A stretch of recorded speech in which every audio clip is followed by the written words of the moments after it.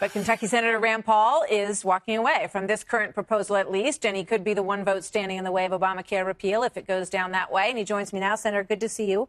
Welcome to the story. So why, it looks like McCain is thinking about it. Collins and Murkowski have said that they have concerns, but they're looking at it, which tells me that they're not a no yet. But you're still dug in on this. As a doctor, I don't think there's anybody in America who probably hates Obamacare and thinks it's a disaster for us more than I do. But this isn't repeal. You heard it in the clip from Senator Graham. This keeps the Obamacare spending, keeps well over 90% of the spending and the taxes.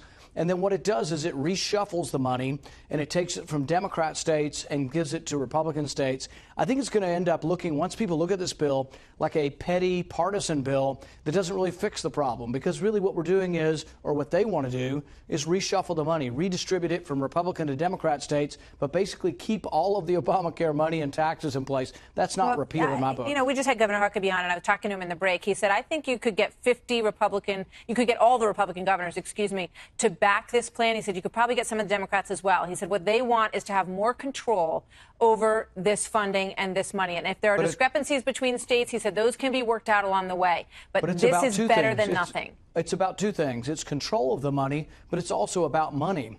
Those of us who objected to Obamacare, we objected to $1 trillion in taxes and $1 trillion in spending. But you're going to be stuck with that forever if something doesn't I know, get but passed. this bill immortalizes that. I can't be in favor of keeping the Obamacare spending and just redistributing it to different states. That's not repeal. This is Obamacare light at its worst, and it doesn't repeal. It's not going to help the country. You said earlier today that you're concerned because you were happy that the last bill went down, and you didn't really get blamed for it too much. John McCain took all the sort of heat for voting against it. But there were two repeal bills, and I voted for both repeal bills. I did not vote for the insurance bailout bill.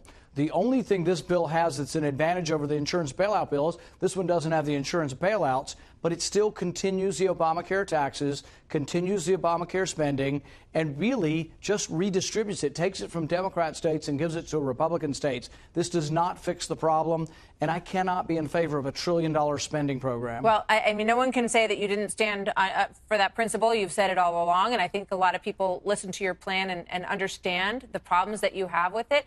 I spoke to some doctors last week, though, who said, basically, I'm going to close up shop. If they can't pass something and get us moving in a direction away from this, then they say they cannot stay in business. I would say there is other good news. I spoke with the president this afternoon, and we talked about something I've been working on for 6 months. This is called healthcare associations, where individuals could join across state lines to form groups or associations to get leverage on cheaper prices. I'll give you an example.